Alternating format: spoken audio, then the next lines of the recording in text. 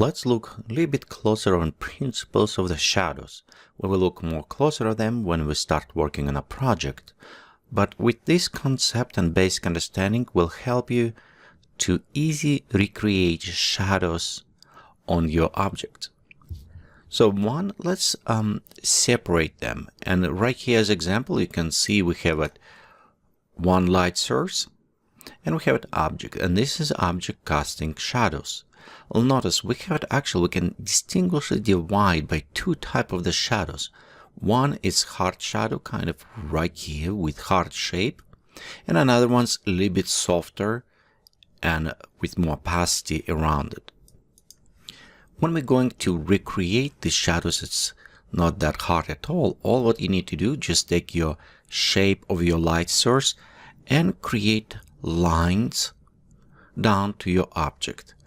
Okay, example right here for the hard shadows, all what we need to do, take outside and make lines from outside the object. So right here as example, you can see how it's going, creating hard shadows.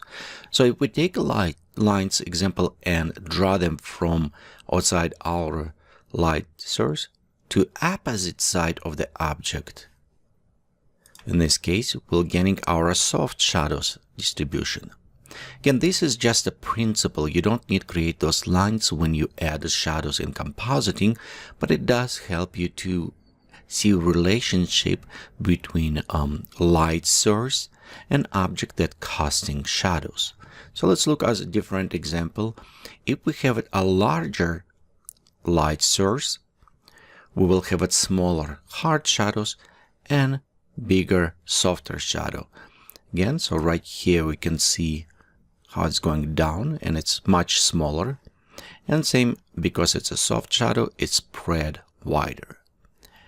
This is simple explanation will help you understand also why is a smaller light source, hard source, will create a bigger hard shadow and more harsh look.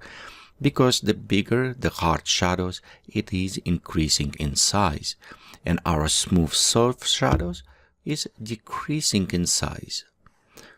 And this way you can look on an image, look on a light source and simulate shadows that will be casting by object.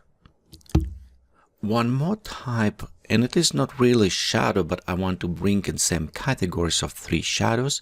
It is actually renderosity lighting, but it is not totally shadow. However, if the surrounding is darker, it will create darker reflection or renderosity shadows. So technically, how I say, it's not necessarily shadow, but it in your mind, if you're creating compositing and you will take and you create three types of the shadows, that will help you to concentrate in creating correctly. For right here as example, we have our light source, but notice right here in the object, we have it cast back from our surrounding, which is red color. And maybe in some cases it's much easier to see if we isolated this object, and you can see right here it's definitely red cast back. Many times when you take a place model and environment, you will need it to use it multiply overlay type of the mask to cast back some different color on the model from the floor, so adding shadows to the model itself. Again, this is just a principle, and when we're going work on a real project, you'll see how we will use this with our compositings. Let's look and analyze a little bit more complex shadows. So right here we have two light sources, that one casting from the right side and one from the slightly behind. You can look on this by looking on the shadows and see how they cast. Obviously this shadow was producing from light casting from right, a little bit above 45 degrees, and another one's going up front from the back. Couple things what need to be noticed on this case, it is cross shadows. You notice right here we have one shadow, even it's casting hard shadow, but it does not have 100% opacity of the shadow. However, where we have it cross shadowing, we have a little bit more opacity in this area for the shadow. The reason is why, because this light spill on the shadows, actually backlight we spill on the shadows in this area, make it a little bit more gray color. Same that apply for the shadows right in this area. In compositing, when you have more than one light source, in some cases we cannot just create one solid hard shadows. We need to reduce this opacity depending on the light source and current, because two light sources have the same power.